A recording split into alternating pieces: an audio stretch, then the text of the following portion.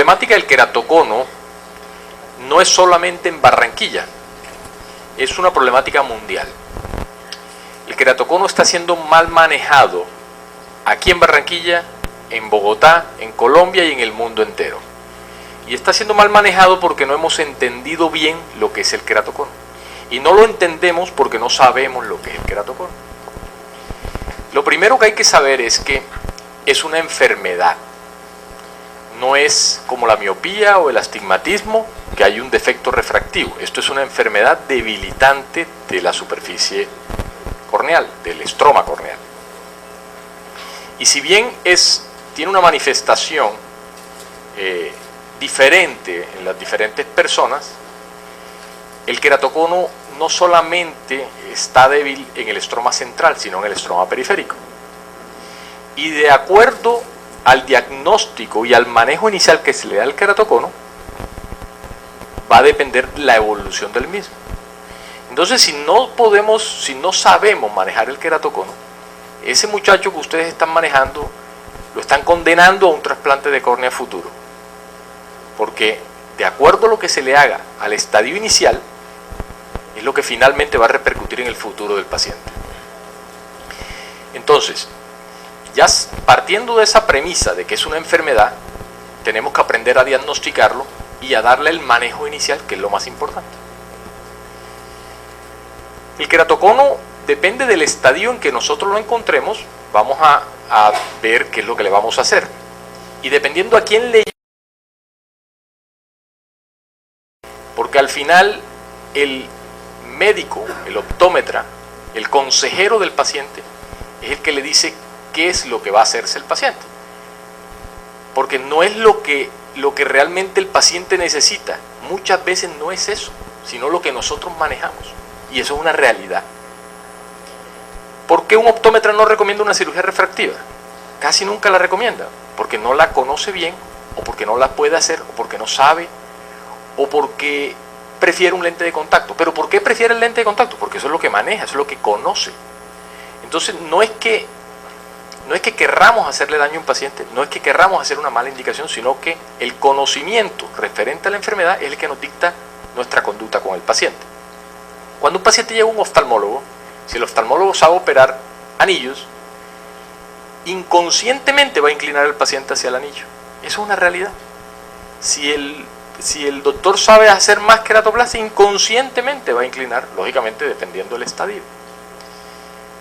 Lo mismo pasa con los lentes intraoculares, lo mismo pasa con todos los procedimientos que nosotros. Entonces, la base de la respuesta del médico o el consejero va a depender de su conocimiento. Por eso es muy importante que ustedes entiendan bien, no solamente a diagnosticar el queratocono, sino a saber las alternativas para los pacientes con queratocono de acuerdo a sus diferentes edades. Entonces, lo primero que uno tiene que saber es que el queratocono hay que detenerle su evolución. Y que los lentes de contacto no detienen la evolución de los queratoconos. Eso es importantísimo que lo tengan claro, porque es un concepto errado que hay, no solamente aquí en Barranquilla, sino, como les digo, a nivel internacional. Que porque el queratocono, porque aguanta, el queratocono, el lente de contacto, todo lo contrario. El lente de contacto indirectamente es el causante de la progresión del queratocono, porque el lente de contacto es un cuerpo extraño sobre el ojo. Y entre más lo apriete, más ganas de rascarse va a tener el paciente. Y entre más se rasque el paciente, más evolución va a tener el queratocono. Entonces, la primera cosa, se diagnostica la enfermedad. La segunda cosa, ¿qué componente alérgico tiene el paciente? Si ustedes interrogan al paciente, se van a dar cuenta que ese paciente es frotador. Casi siempre es frotador. Y si es frotador, lo más seguro es que tenga un componente alérgico. No se frotan porque les gusta frotarse, sino porque tiene un componente alérgico. Y si a un paciente alérgico se le pone un lente de contacto, es peor todavía, porque se le va a exacerbar la alergia. El muchacho se va a frotar y son los queratoconos que nos llegan a nosotros grado 4. Entonces, un queratocono que no se frota el ojo difícilmente llega a un estadio grado 4. Ahora, como esto es un congreso de optómetras, yo me voy a limitar solamente a mencionar lo del lente de contacto. Nosotros en nuestro servicio manejamos con lentes de contacto algunos queratoconos queratocono, pero no es lo que usualmente hacemos, no es nuestra primera conducta. Nuestra primera conducta va a detener el queratocono, o por lo menos a intentar detenerlo. Pero el lente de contacto es la forma más inocua de poner a ver al paciente, menos invasiva de poner a ver al paciente mejor de lo que el paciente ve sin un correctivo visual. Todos sabemos que un queratocono no se puede en estadios más avanzados que estado 1 corregir con gafas, porque no son astigmatismos simétricos, sino astigmatismos asimétricos. Entonces, si usted corrige un astigmatismo asimétrico con un lente normal, corrige parte de la córnea, pero la otra parte le está induciendo un defecto refractivo, entonces no está haciendo nada. La otra cosa importante que tienen que saber es que el paciente con queratocono ve demasiado mal, aunque le vea 20-30 en el consultorio, porque no es la agudeza visual lo que ellos se afectan, no es solamente la agudeza visual, sino la aberración, la distorsión con la que ven. Le puede leer la letra A, la C, la B, pero la C la está viendo como una batea y la B la está viendo como elongada hacia arriba. Entonces eso es lo que es aberración. Entonces la agudeza visual medida en el consultorio no es indicativo confiable 100% de la calidad visual que el paciente con queratocono ve. Por eso muchos pacientes a un queratocono, como ven tan mal, cualquier cosita que uno le mejore se siente muy agradecido. Y ustedes lo ven en el consultorio, a veces no ven, aumentan un 10% nada más, pero se sienten felices. Y lo contrario, a veces en el consultorio ven 80% y no están contentos. Eso es aberración óptica. Dependiendo de qué tipo de aberración tiene el paciente, le va a molestar más o le va a molestar menos. Entonces, ya sabiendo eso, tenemos varias alternativas, además de los lentes de contacto. El lente de contacto, como les digo, solo es para corregir visión, pero para detener, para tratar el queratocono, tenemos otras alternativas que están al alcance de todos nosotros. El crosslinking, que la vez pasada le mencionamos, a pesar de que no tiene tantos años en el mundo entero, los resultados han sido muy buenos. Lo que no sabemos con el crosslinking es qué tanto va a durar el efecto dentro de 50 años, porque solo se llevan 20 años de experiencia.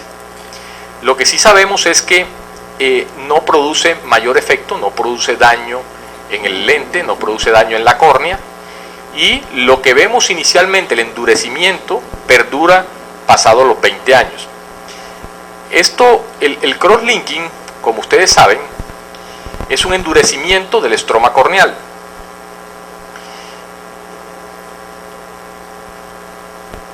Es un proceso fisiológico que todos tenemos después de los 40 años. ¿Qué quiere decir eso? Cuando nosotros tenemos 40 años, ustedes se dan cuenta que para agacharse lo piensan 2 veces. Cuando tienen 50 ya no se agachan. Y cuando tienen 60 llaman a alguien que les recoja las cosas. Y eso es porque perdemos la flexibilidad. Y a todo nivel vamos perdiendo la flexibilidad.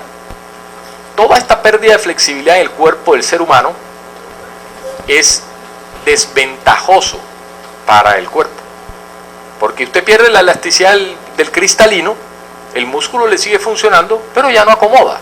Entonces eso se llama presbicia, eso incomoda. Si usted pierde la elasticidad de sus ligamentos, ya no se puede agachar bien, no puede saltar, eso incomoda. Pero cuando uno pasa los 40 años y el estroma corneal se endurece, al queratocono le favorece. Es de las pocas cosas que le favorece a un tejido, y es que uno tiene ese envejecimiento que se produce por la edad, va endureciendo la córnea. Por eso ustedes se dan cuenta que a las personas mayores no les aumenta el queratocono, y que los muchachos de 18 años les aumenta rápidamente el queratocono. Por eso lo importante es que ustedes lo detecten, que ustedes entiendan cómo es para poderlo detener, o por lo menos tratar de detenerlo, diciéndole al paciente que no se frote, haciéndole un crosslinking, haciendo estas alternativas que tenemos acá. Esto es esquemático del doctor Theo Seiler, que fue uno de los que introdujeron este concepto de crosslinking, que fue una observación clínica de los pacientes con diabetes y los pacientes mayores, y simplemente es muy sencillo, es simplemente usar una sustancia en la córnea, se desepiteliza la córnea, se impregna la córnea, y esta luz se pone durante media hora en contacto con la córnea, y eso hace un entrecruzamiento fuerte de las laminitas, se endurece la córnea. Eso es todo. El efecto inicialmente produce un poquito de haze, un poquito de la capita superficial es un poco opaca y luego se transparenta como una PRK. Ustedes han visto los resultados de una PRK que al principio uno ve una manchita pero el paciente ve bien. A pesar de que estos procedimientos no se hacen para mejorar la visión, la gran mayoría mejoran la visión, porque al endurecerse la córnea hay un cambio de curvatura y ese cambio de curvatura va hacia a ser más homogéneo y eso hace que el paciente mejore la visión, pero uno nunca le ofrece es mejorar visión al paciente sino endurecer la córnea. El crosslinking está indicado en estadios tempranos, no en estadios avanzados, porque si usted pone un crosslinking a una córnea muy delgada le daña el endotelio al paciente, le quema las células. Entonces el crosslinking no está indicado en pacientes con estadios avanzados, es un procedimiento fisiológico, no invasivo, y la desventaja que tiene es que no es un procedimiento refractivo, ¿no? Que es simplemente para detener la córnea. Ahora, una vez hecho el crosslinking, vamos a ayudarle a esa córnea también, de acuerdo al estadio. Yo no me quiero detener en qué estadio le hacemos tal cosa y qué estadio la otra, porque ya es dependiendo de cada caso. A veces ni siquiera es el estadio, muchas veces depende más del espesor solamente, depende de la edad del paciente. Entonces mezclar que cuando pongo un anillo, que cuando pongo lo otro es complicado. Pero en estadio inicial es el crosslinking lo más indicado a nivel internacional, lo que más se está usando. Ahora hay otras tecnologías. Esto es como un microondas, algo así. Entonces la córnea, el crosslinking es como si lo metiéramos en un microondas. Y ahora salió otro aparato que es como si lo metieran en una tostadora, para que entiendan el concepto. El microondas lo endurece y la tostadora lo quema la córnea para que quede más fuerte todavía. Estos aparatos están en desarrollo, todavía no es muy seguro usarlos, pero hacia allá va el camino, a tratar de no solamente medio endurecerla, sino a ponerla rígida también, para que mantenga mejor la calidad visual del paciente. El siguiente paso cuando uno endurece la córnea es tratar de quitarle el corbatín asimétrico al queratocono. Y si usted tiene un corbatín asimétrico y usted le hace un crosslinking al paciente, la tendencia cambia un poco la superficie, los radios de curvatura, pero lo que hace es endurecer la córnea. Cuando uno implanta algo dentro de la estroma corneal, cambia la anatomía de la córnea, es diferente. Entonces los anillos son procedimientos de adición.